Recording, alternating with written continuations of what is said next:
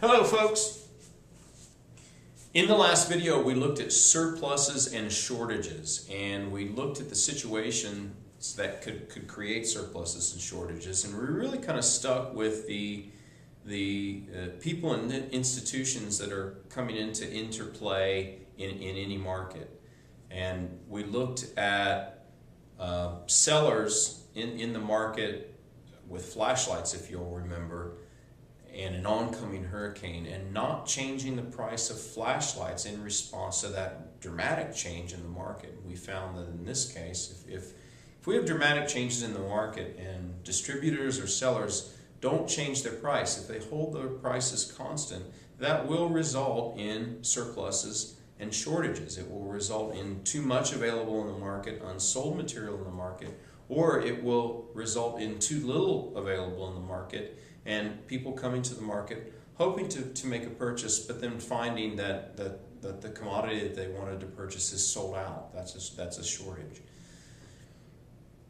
In the grand scheme of things, surpluses and shortages should send signals to producers to either raise or lower their prices. And this happens all the time, and it will. Let's take any supermarket. And we'll just take the cereal aisle, and the space at the supermarket is devoted to a certain brand of cereal. If they're finding that they're not selling any boxes of this cereal, that the cereal just sits there up on the shelf, it's occupying shelf space, the supermarket will take that as a signal, perhaps, that the price of that is too high. How do we deal with this unsold stuff? Well, we could lower the price. We could. Likewise, if the supermarket is finding on that shelf that we're constantly running out, faster than we can get new cereal boxes into the store and back up on the shelves, one way to deal with that signal, if you will, is to raise the price. So in ordinary circumstances, persistent surpluses and shortages can send signals to producers to finally clear the market, to find an equilibrium. But sometimes that doesn't happen. Today, for example, we're going to take a look at a government regulation that will cause unintended consequences in the market. And really, today we're introducing this idea that governments do play a role in the market, and that sometimes their government passes laws or applies procedures that will dramatically impact the market and will cause surpluses and shortages. And that's where we're going right now. We're going to analyze in this video rent control in Shanghai. So I've graphed the Shanghai apartment market. We're dealing with rental properties and apartments in Shanghai. And the local government in Shanghai passing a rent control law. Well, what is that? A rent control law is a law that forbids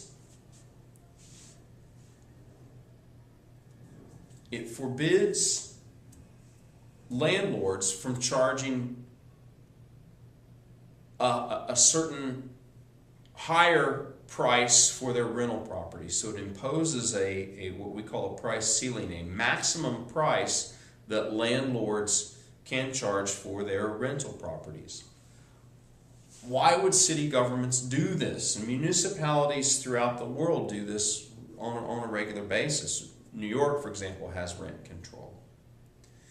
They do this usually because they are responding to perceived widespread complaints in their constituencies that the price of rentals is too high. There ought to be a law. Please do something about it. It's usually the city government that does something about it. And here you got to remember, politicians and governments are elected officials, and ultimately they're beholden to the people.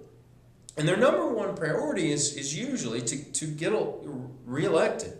And in order to do that, they have to satisfy the will of the people.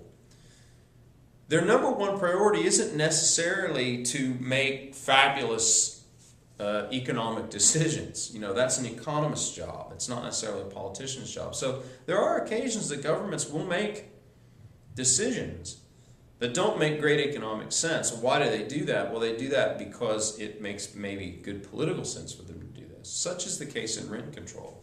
City governments responding to this complaint that rental properties are too high, which, by the way, is a very normative statement. That's not a positive statement.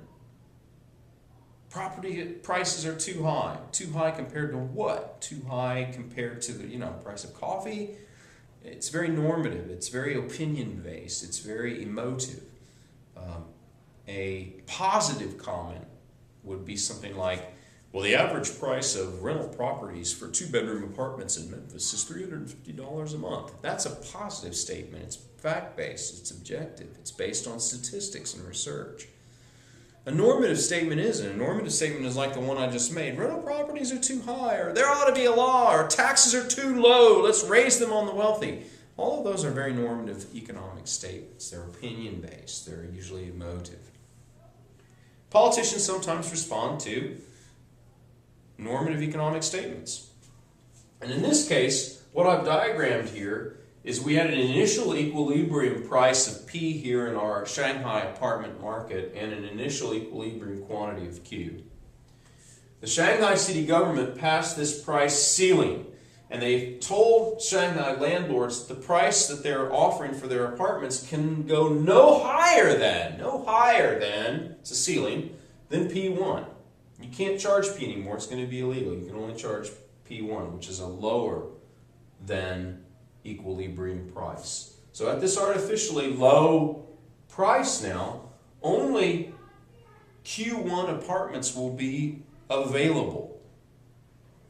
Where did these apartments go?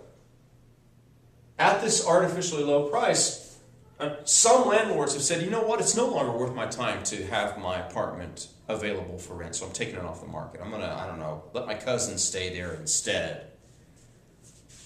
It's not like we've destroyed apartments. That's not the difference here. It's landlords taking it off the market because it's not viable for them to afford to lease out their apartment anymore. So the quantity supplied of apartments has dropped from Q to Q1.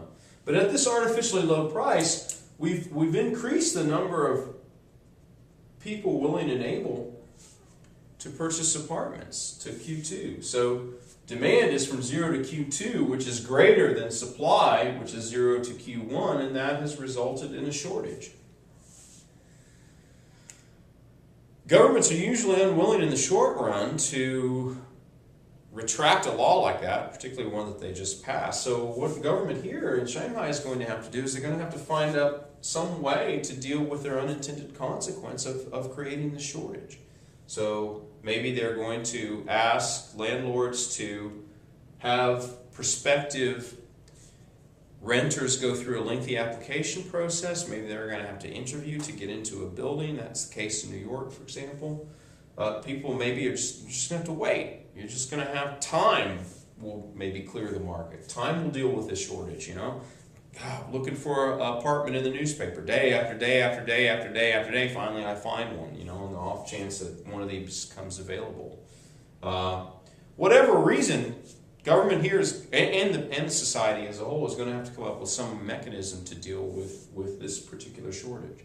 So in this case, very specific case of a shortage, where government has imposed a rent control law, price ceiling, that has caused the shortage. In our next video, we're going to take a look at minimum wage, which is another government policy, but in this case, it's going to cause a surplus. I'll see you then.